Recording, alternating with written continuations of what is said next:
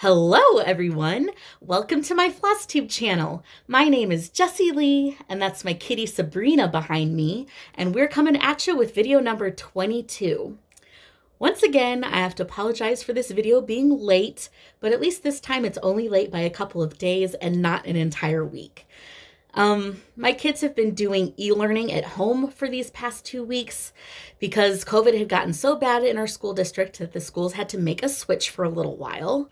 And having the kids home all day interfered a lot with my crafting time. And I really prefer to show you guys my projects when they're at a clean stopping off point. I wouldn't answer the door with one ass cheek hanging out, and I wouldn't like to show you my whips with a bunch of half-done stitches on them. So I took just a couple extra days to get my crap together, and now I'm here giving you this random midweek video. The kids got to go back to class on Monday, and our family is so relieved because Sylvia and Glenn, especially Glenn, just do not jibe with e-learning at all. It is all hands on deck. Tim and I each have to sit with a kid all day long, cajoling them through Zoom school, and it's really tough. But as we were going through it, I really tried my best to Chris it up, as we're saying now in the Flosstube community. I truly adore Chris from XrossStitch. I've been watching him since really early on, probably his 7th or 8th video, and I just really appreciate his stories about being raised by his grandma and elderly aunts, because I do relate. My grandma raised me in my early childhood, and he completely deserves his popularity and his own little hashtag Chris it up, of course coined by Man Darcy. So I was Chrising it up as I was sitting with my kids through e-learning, just trying to focus on what a gift it was to be able to witness those few good moments when they were fully engaged in their classes. Glenn had such a cute moment with the school speech language pathologist. They had a one-on-one Zoom meeting where she played a little computer game with him where he got to make a virtual pizza. And he had to communicate what toppings he wanted put on the pizza and how much he wanted and where to place them on the crust. And he was being so good and so attentive the whole time. But Glenn is really, really shy. So it took a lot of prompting from the SLP to get him to talk. And when he did, he was using the tiniest, softest little voice. But they got through it together, and when the pizza was complete, the reward was an animation of it getting baked in an oven and then popping out, all bubbling and steaming. And when the pizza came out of the oven, the SLP said, "Now it's ready to eat." And Glenn replied, "It has to cool down first." That was the first and only thing he said confidently at full volume. The virtual pizza had to cool down in order to be edible. It was just so funny and cute. And then Sylvia's class. Her classmates are such a hoot. One morning, her teacher played a little warm-up game with everyone over Zoom, of course, and she told the kids to quickly grab 5 random objects from whatever room they were in at home.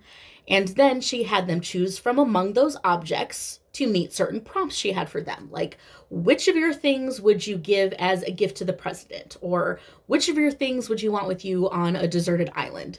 Things like that. And the prompt that they were the most enthusiastic about was, which of your objects would you use to fend off a bad guy? Children are sadists, you guys. Oh my gosh. They were so excited to choose their weapon and share how they would mutilate somebody with it. It was so funny and kind of scary too. And Sylvia's object, well, one of her 5 things happened to be a decently sized rock. So those were a couple of the nicer moments from my kids' e-learning these past couple of weeks, and I hope you don't mind me sharing them with you. But I will move along and talk about Stitchy Stuff now.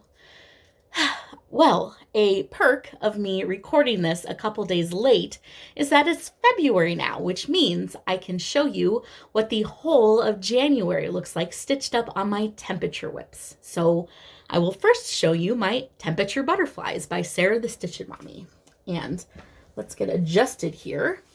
Here it is. I'm holding a little piece of fabric behind this, so it's not completely backlit. And my camera still is freaked out by this piece. In real life, the fabric is a much darker black, and the threads are much more vibrant and beautiful, but you get the idea. I was able to get a pretty decent still picture of this, which I posted over on Instagram. So if you do really want to know what this looks like in real life, go over to my Insta where I have a much nicer picture of this. But anyway, here's my January butterfly.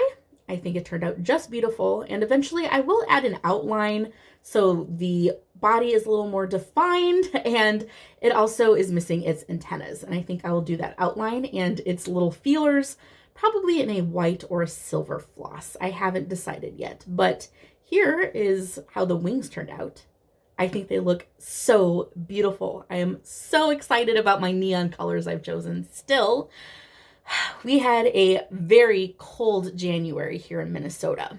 The temperatures kind of hovered in the teens, but we had several days in the single digits and a few in the 20s. So I got a healthy helping of the coldest colors on my temperature scale. So I'm very excited and satisfied with that. I'm stitching this on 25 count black Lugana 1/1 with the brightest shades of DMC Light Effects and DMC Satin flosses. And then I have my Walk With Me temperature piece, which is also a pattern by Sara the Stitchin Mommy. And here is how mine looks so far. It is super cute and really fun. I'm stitching this as a present for my in-laws who live down in Florida. So I sort of get to experience a completely different climate through stitching this piece. The temperatures in Florida did dip quite a bit. My mother-in-law was telling us how all the Floridians were suffering because it got down into the 50s and even a little bit in the 40s. Here in Minnesota, that would be a perfect spring day, but I did get to stitch a couple blue paw prints, which was super fun. I am stitching this on 28 count light blue Zweigart even weave 2/2 with most of the called for colors. I did change the color of the concrete so it would contrast better with the fabric, but all of the paw prints are the called for colors. I just had to narrow down the temperature scale a little bit, so I took a few of the colors out. But these colors are ones that Sara chose, and they are really pretty, and I really hope that I get to use all of them throughout the year. And also, I've been cruising right along on my Precious Moments piece. I'm using this pattern here, Friendship Warms the Heart, and it comes from this book, which is titled Friendship Warms the Heart. And here is how it is looking at the moment. I got quite a bit done. Last time I showed this to you, I just had the girl all stitched, and then I got quite a bit of the snowman. So here it is up close and more in focus. Once again, I gotta say how much I love these colors. Such pretty pastels. And here I think you can see the sparkle of my fabric. I am stitching this on 25 count white opalescent Lugana 2/2 with all the called for DMC. And I really want to plow through this one. Figuratively, I don't want to kill my snowman, but I do want to get all of this completely stitched before springtime. This is the one that I want to finish the soonest. I managed to stitch just a little bit on my Autumn Cat Sampler by Nancy Rossi. Here is a picture of the design. And this is what I've been stitching. I'm stitching this on 28 count white Monaco 2/2 with the called for DMC. And this is the top left corner of the piece. Last time I showed this, I only had the border and the moon done, but I got to stitch in all the colors of the sky. And these little silhouettes you see peeking through will eventually become geese. I am pretty excited to stitch geese, and I'm even more excited to see Canada geese flying back from the south in about a month or two. It always makes me so happy to hear geese honking overhead in the sky because that is a sound of spring around here. So as I'm stitching the geese on this piece, I will be thinking of and looking forward to that. In my last video, I told you all that I had a goal to do Piece Sampler Sunday, where I would stitch on my Quaker piece sampler every Sunday until it is finished. But I only managed to throw in just a few stitches on one of these past 2 Sundays, which was kind of disappointing, but what can I do? Here's the design. This is Quaker Piece by Remembering Bygone Stitches. And here's how mine is looking. Not too different from the last time you saw it. What I managed to stitch was the rainbow half of this motif and then this little baby peace sign down here. It is really pretty and it is fun to stitch. I'm stitching this on 36 count fabric flare even weave in historical beige, 1/2. I may have accidentally said 1/1 when I've shown this in my past videos, but I am stitching this over 2. And I am using Threadworks 1064 and 1078. So I'm happy with the colors I chose. It's pretty and it's fun to stitch. I just hope that I'm not so exhausted on future Sundays. Then I have 2 projects to show which aren't cross-stitch, but I do hope you'll stick around and watch because I have a little bit of an announcement to make at the end of this video. Anyways, I did finish the baby quilt that I'll be sending out for my sister-in-law's baby shower. Here it is, and I will try to show it to you as best as I can, but there's just no way I'm going to be able to fit it all on the screen, even though it is a baby quilt. But here it is. Sort of. And this is the back of it. And it has a blue satin binding. And my sister-in-law chose an outer space theme for her nursery. And she knows she's having a baby girl, but she wants everything in unisex colors. So this is her quilt. And I am just going to drape it on my ironing board over there so it doesn't get wrinkled or cat hairy. So hold please. Okay, I'm back. About the quilt. I am actually kind of disappointed with how it turned out. I had the top pieced so beautifully. It was just about perfect.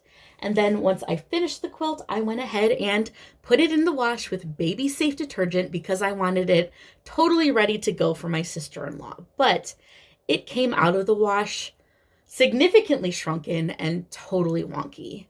I did press it as best as I could, but that really didn't help much. And you would think from looking at this quilt that I can't sew in a straight line, which is not the truth.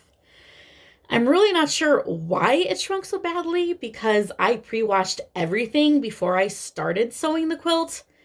And I've never had this happen with any of the other quilts I've made, but it is what it is. Luckily, I guess, it is a baby quilt. It's going to get peed on and puked on and dragged on the floor. And I do hope that my sister-in-law will like it. I think the fabrics that I chose are really pretty. But the one thing that I feel is special about this quilt is the satin binding I did. And I chose to do a satin binding because of a special memory I have. When Glenn was born, one of Tim's aunts made him the most special baby quilt. It was just a very sweet, unfussy quilt that was so soft and light and floppy. And it had a wide green satin binding that was just perfection. It was just so tactile and lovely. And when I found out I was having a niece, I knew I wanted to do a quilt with a satin binding for her. So I did that in honor of Tim's aunt and the very special quilts that she made for Glenn. I also got a little bit of work done on my caterpillar plushies, which I am knitting to go inside some bedtime bags that I'm putting together to donate to kids at the homeless shelter in my area, which is run by an amazing organization called the Interfaith Action of Greater St. Paul. Each bedtime bag will have a caterpillar plushie and a matching book about bugs and a cuddly blankie inside to give comfort to these kids. And in 2018, I did the same kind of project as this for a charity called Project Night Night. I knitted 25 caterpillar plushies and had 25 books and blankies and totes that I put all together for this charity called Project Night Night, which is also an amazing organization. And I hope to repeat that goal again this year and donate 25 bedtime bags again. I finished up the knitting on this caterpillar here. Last time I showed it to you, I only had the back done, but now it has a belly. It's just waiting to be stuffed and given eyes and legs. And then this guy, I got completely finished. Here he is, so cute. Here's the ribbed belly, and he's got floppy little braided legs and shiny plastic safety eyes. So squishy and cute and soft. I knit these guys with cotton yarn so they feel very smooth and they're totally washable. So this is one of the caterpillars all done. 24 more to go. I really hope that these will be special to the kids that get them and that they'll make them happy. But the most special thing is the tremendous kindness given to me by one of you. Susan, my stitchy friend who found me in one of my early Flosstube videos and has been spoiling me with stitchy kindness ever since, sent me a big stack of books to go into my bedtime bags, and let me show you them. There are so many, and they are perfect. They're all about bugs, and they are so colorful and beautiful and cute and brand new and just perfect. And I am so excited to knit caterpillars to go with all of these. Look at this fat stack of books. And she was even sweet enough to add a few books that were just for Glenn and Sylvia too. It is just the best. It is so sweet, and I am so grateful. This is more than I could ever expect from anyone. Thank you, Susan. Just thank you for giving me these and helping me and believing in me and for being my friend. I appreciate you so much. I will be forever grateful for getting to know Susan and Chani and Stephanie and Sara and Helen and Pamela and Jerry and MJ and so many stitchy friends who I can't name off the top of my head right now, and all of you subscribers who watch my videos. I truly appreciate all of you. Just thank you for watching my videos and being so caring and encouraging me in my stitching and in my life. I really appreciate you.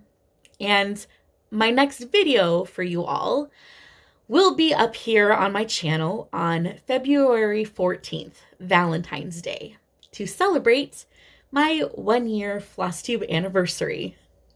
It's going to be a nice long video summing up my 1-year journey here on Flosstube, and I will share some of my future plans, and there'll be a giveaway too. So hopefully that will be a nice watch for all you subscribers of mine, and maybe a nice starting point for any newcomers to the channel too. So please come and watch and bring all your friends. Anyway, that is all I had to talk about in this video today. And before I go, I will share with you the motto of my grandma, who inspired me both in stitching and in life. God loves you, and I love you. Happy stitching, everyone. Bye-bye.